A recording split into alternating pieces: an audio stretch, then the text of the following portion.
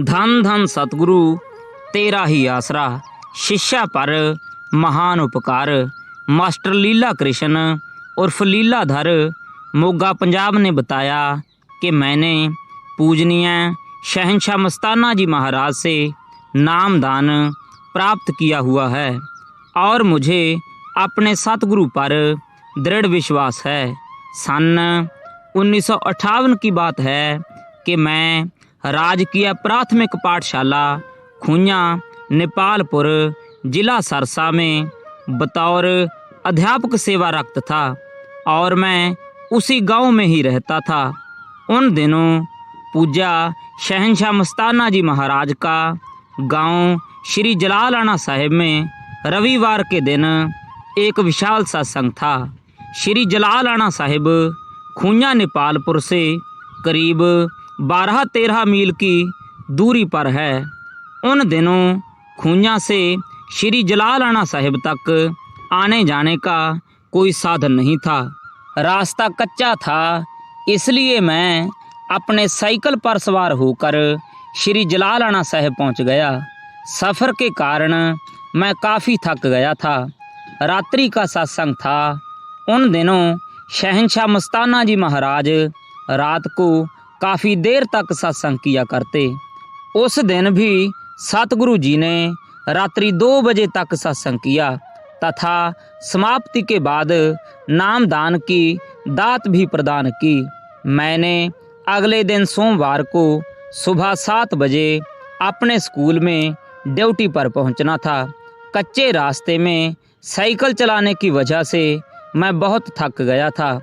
इस कारण मैंने सोचा कि आराम से सुबह 6 बजे जाऊंगा और 8-9 बजे स्कूल पहुंच जाऊंगा। मौज मस्तपुरा धाम श्री जलालाना साहिब डेरे में मिट्टी का एक काफ़ी बड़ा चबूतरा था।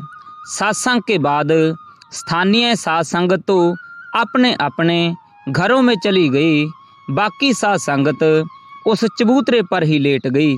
उस चबूतरे पर करीब 100-150 आदमी अपनी चादरें ओढ़कर सो रहे थे। मैं भी उन्हीं के बीच में अपने ऊपर चादर लेकर लेट गया। उस चबूतरे पर इतने सत्संगी अपनी चादरें ओढ़कर सो रहे थे कि उस रात के अंधेरे में किसी आदमी की पहचान करना बड़ा मुश्किल था। मैं तो बेफिक्र होकर आराम से अपनी गहरी नींद में सो गया। मुझे क्या पता था कि अगले दिन सोमवार को मेरे स्कूल की वार्षिक जांच होने वाली है। उन दिनों वार्षिक जांच अचानक ही हुआ करती थी। पूर्ण गुरु तो अपने शिष्य की हर आने वाली मुश्किल भयानक कर्म को अपनी दया मेहर से टाल देते हैं। हाँ, अगर शिष्य को अपने सतगुरु पर दृढ़ यकीन हो और उन्हीं के वचनों को 100% मानता हो तो सतगुरु भी उस शिष्य की पल पल संभाल करता है। उसे कोई दुखांत घड़ी देखने ही नहीं देते। जब सारी साध संगत गहरी नींद में सोई पड़ी थी तो लगभग प्रात 4 बजे अंतर्यामी दातार शहंशाह मस्ताना जी महाराज चौबारे में से बाहर आ गए और फरमाया, असें बाहर घूमने जाना है। इस पर सेवादारों ने अर्ज की कि साईं जी बाहर तो अभी बहुत अंधेरा है, दिन चढ़ जाने दो तब चल पड़ेंगे। सच्चे पातशाह जी ने कुछ तेज आवाज़ में फरमाया, हमने बाहर रफा हाजत के लिए जाना है। सर्वसमर्थ सतगुरु जी के वचन सुनकर सारे सेवादार चुप हो गए और चुपचाप शहंशाह जी के पीछे पीछे चलने लगे। शहंशाह मस्ताना जी महाराज चौबारे से उतरकर अचानक ही उस चबूतरे के पास आकर खड़े हो गए जहां सारी साध संगत सो रही थी। परम दयालु दातार जी के पावन कर कमलों में हर समय एक लाठी हुआ करती थी। अचानक ही शहंशाह मस्ताना जी महाराज ने सोए हुए भक्तों में से मेरी टांग पर अपनी लाठी की नोक लगाई और खड़े होने को कहा। मैं एकदम घबराहट में खड़ा हो गया। अपनी आंखें मलकर मैंने देखा तो सामने शहंशाह मस्ताना जी महाराज खड़े हैं और फरमा रहे हैं, कौन है भाई, तू सो क्यों रहा है? फिर स्वयं ही कहने लगे, तू तो मास्टर है, तूने ड्यूटी पर स्कूल में नहीं जाना, तू कैसे आया था? मैंने जवाब दिया कि साईं जी, मेरे पास साइकिल है और साइकिल पर ही वापस खूंजा नेपालपुर में जाना है। सतगुरु जी ने फिर फरमाया, अब 4 बज चुके हैं, तू अभी जा, 12-13 मील की यात्रा साइकिल पर करनी है। स्कूल की सरकारी ड्यूटी से लेट नहीं होना चाहिए। मैंने कहा, शहंशाह जी, मैं अभी ही साइकिल उठाकर जा रहा हूँ। उसके बाद शहंशाह मस्ताना जी महाराज वापस चबारे पर जाकर आराम फरमाने लगे। उसी वक्त मैंने चादर अपने थैले में डाली, साइकिल उठाया और अपने गांव के लिए रवाना हो गया। घर से तैयार होकर ठीक 7 बजे अपनी ड्यूटी पर स्कूल में पहुंच गया। स्कूल के बच्चों की प्रार्थना करवाई तथा सभी छात्रों को अपनी अपनी कक्षाओं में बैठा दिया गया। मैंने बच्चों की हाजिरी लगाकर पढ़ाना शुरू कर दिया।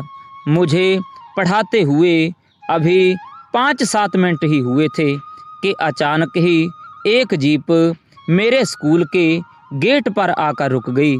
उस जीप में जिला शिक्षा अधिकारी तथा सहायक जिला शिक्षा अधिकारी और 2 क्लर्क थे। चारों जीप से उतरकर मेरे स्कूल के अंदर आ गए और मुझे कहने लगे कि आपके स्कूल का वार्षिक मुआयना करना है। मैंने उनका स्वागत किया और चाय पानी पिलाया। दोनों अफसर तथा क्लर्कों ने भिन्न भिन्न कक्षाओं की पढ़ाई व लिखाई का निरीक्षण किया। हाजिरी रजिस्टर व सरकारी फंड के हिसाब की पूरी पड़ताल की। इस काम में उन्होंने पूरे 2 घंटे लगाए। हमारे स्कूल की पड़ताल करने के बाद वे और स्कूलों के निरीक्षण के लिए चले गए। अफसर साहबान को विदा करने के बाद मैंने अपने मन में बेहद खुशी अनुभव की और अपने सतगुरु का लाख लाख बार धन्यवाद करने लगा। मेरे मन में बार बार ये ख्याल आने लगा कि अंतर्यामी दातार पूजनीय मस्ताना जी महाराज अगर आज प्रातः 4 बजे मुझे जगाकर स्कूल में ना भेजते तो मैं शायद 9-10 बजे स्कूल पहुंचता और गैर हाजिर पकड़ा जाता। गैर हाजिरी के कारण मुझे अफसर नौकरी से भी हटा सकते थे या और भी सख्त सजा दे सकते थे। पूजनीय परम दयालु दातार जी ने अपने शिष्य की इस अवसर पर लाज रखी और मेरी नौकरी सुरक्षित रखी।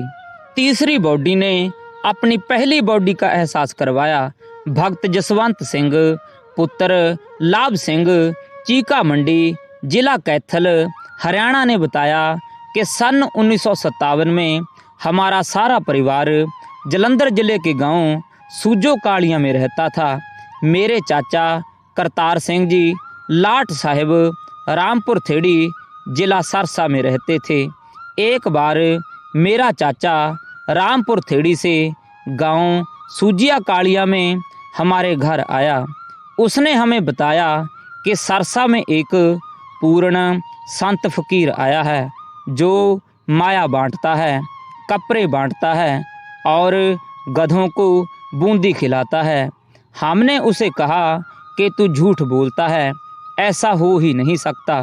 फकीर तो दर दर मांगते फिरते हैं, माया बांटने वाला कोई नहीं देखा। उनके कहने पर मेरे बापूजी और माताजी सरसा गए। उन्होंने शहंशाह मस्ताना जी महाराज के दर्शन किए, सत्संग सुना व नाम भी ले लिया। वे कई दिनों तक डेरा सच्चा सौदा सरसा में आते जाते रहे। घर वापस लौटकर मेरे बापूजी ने हमें बताया कि वास्तव में ही तेरे चाचा की बातें सच्ची हैं, वो सब कुछ बांटते हैं। हमने अपनी आंखों से देखा है। मस्ताना जी कुश्ती करवाते हैं, जीतने वाले को चांदी और हारने वाले को सोने के मेडल देते हैं। मेरे माता पिता के ऐसा कहने पर मैं भी सत्संग सुनने के लिए आया। उस समय शहंशाह मस्ताना जी सच्चा सौदा बागड़ में थे। मैं पता पूछकर वहीं पहुंच गया और सत्संग सुनकर नाम ले लिया। फिर हमारा सारा परिवार सत्संगी बन गया। नाम लेने के बाद मैं जब भी डेरा सच्चा सौदा में जाता तो 2-3 महीने तक सेवा में लगा रहता। जैसा शहंशाह मस्ताना जी महाराज का हुक्म होता वैसे ही सेवा करता।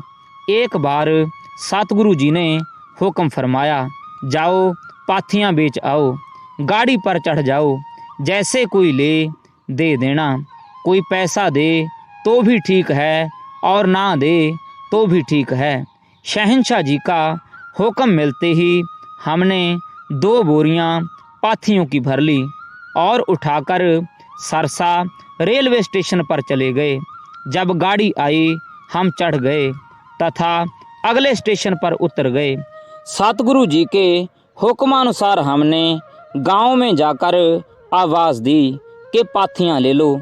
सारे दिन घूम घूम कर वो पाथियां हमने बेच दी। उन पाथियों के बदले हमें 2 मोरी वाले पैसे मिले, जबकि हमारा किराया उससे ज़्यादा लग गया। हमें महसूस हुआ कि हमारी दिहाड़ी भी नहीं पड़ी। जब हम वापस आए तो उस समय मस्ताना जी पहले बने गेट की ड्योढ़ी में खड़े थे। शहंशाह जी हमें देखकर बहुत खुश हुए और वचन फरमाया, जलंधरिया बेटा बेच आए, बहुत मुनाफा उठा लाए। जिस घर में भी पाथी जलेगी, खाना बनेगा, वो सब भक्त बन जाएंगे। मैं जब भी डेरा सच्चा सौदा में सेवा करता तो शहंशाह मस्ताना जी महाराज मुझे जलंधरिया कहकर बुलाते। शहंशाह जी ने मेरा नाम कभी भी नहीं लिया था।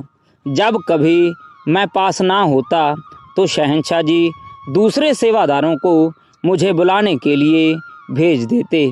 यही कहते कि जलंधरिया को बुला कर लाओ। शहंशाह मस्ताना जी के बिना मुझे कोई भी जलंधरिया नहीं कहता था और ना ही किसी ने कहा था। जब बेपरवाह मस्ताना जी ने अपना नूरी शरीर त्यागा तो मुझे इस बात का पश्चाताप हुआ कि मुझे अब जलंधरिया कौन कहेगा। यह बात मेरे अंतर हृदय में बैठ गई कि अब मुझे कोई जलंधरिया नहीं कहेगा। दुकानदारी के साथ साथ मैं वैदगिरी भी करता हूँ, इस विचार से कि जितना किसी का भला हो सके करना चाहिए। सन 2001 की बात है। मैं अपने द्वारा बनाई पीलिए की दवाई लेकर डेरा सच्चा सौदा सरसा में सेवा कर रहे 7 ब्रह्मचारी सेवादार आत्मा सिंह के पास पहुंचा। वैद आत्मा सिंह जी मुझे परम पूजनीय हजूर पिता संत गुरमीत राम रहीम सिंह जी के पास ले गए। वैद जी ने मेरा परिचय भक्त जसवंत सिंह चीका मंडी जिला कैथल के रूप में पूजा हजूर महाराज जी से करवाया तथा बताया कि भक्त ने पीड़िए के रोगियों के लिए दवाई तैयार की है। इस पर दयालु हजूर महाराज जी ने आदेश फरमाया, बेटा दवाई नारा लगा कर पाई, आराम आएगा। इसके बाद मैंने परम पूजनीय हजूर पिताजी को बताया कि मैंने शहंशाह मस्ताना जी से नामदात ली है। इस वाक्य को सुनकर परम पूजनीय हजूर पिताजी ने फरमाया, बेटा तेरे सामने तो बैठे हैं, लेकिन मेरा मन भ्रम में पड़ गया कि स्वयं पूज्य हजूर पिताजी शहंशाह मस्ताना जी कैसे हो सकते हैं। मैं मन ही मन में सोचने लगा कि अगर शहंशाह मस्ताना जी ही हजूर पिताजी हैं तो उस वक्त का कोई वचन सुनाएं। मैं अपने मन में इस प्रकार सोच ही रहा था कि सर्वसमर्थ परम पूजनीय हजूर पिताजी ने फरमाया, जलंधरिया बेटा ठीक हो गया। शहंशाह हजूर पिताजी का इतना कहना ही था कि मैं बेहद शर्मिंदा हुआ। मुझे इतनी शर्म महसूस हुई कि जी चाहता था कि मैं पृथ्वी में धंस जाऊं, कि जो मैं इस प्रकार की छोटी सोच दिल में लाया। परंतु मेरे मन के अब सारे भ्रम दूर हो गए थे। मेरी रूह धन्य धन्य कर उठी कि आज मेरे सतगुरु बेपरवाह मस्ताना जी महाराज ने अपनी तीसरी बॉडी परम पूजनीय हजूर महाराज जी में बैठकर मुझे जलंधरिया कहा। अब मेरा मन मान गया कि परम पूजनीय हजूर पिताजी कोई और नहीं बल्कि शहंशाह मस्ताना जी स्वयं हैं।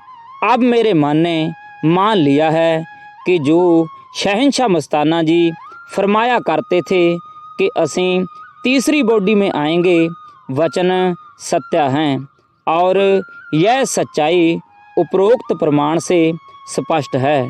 भक्त की जान बचाई।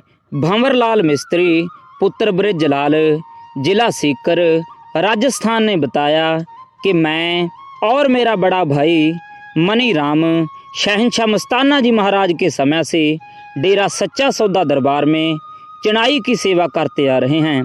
शहंशाह मस्ताना जी के समय दिन रात चढ़ाई की सेवा चलती रहती थी।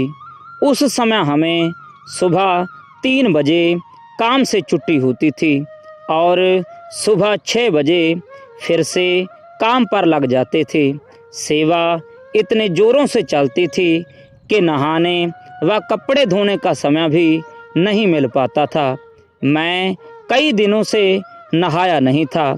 मैंने एक दिन शाम के 4-5 बजे सच्चे पातशाह जी के चरणों में अर्ज कर दी कि साईं जी मैंने नहाना है। सच्चे पातशाह जी ने फरमाया, अभी लगा रह, रात को 3 बजे नहलाएंगे। मैं सतगुरु जी का हुक्म मानकर तुरंत काम पर लग गया।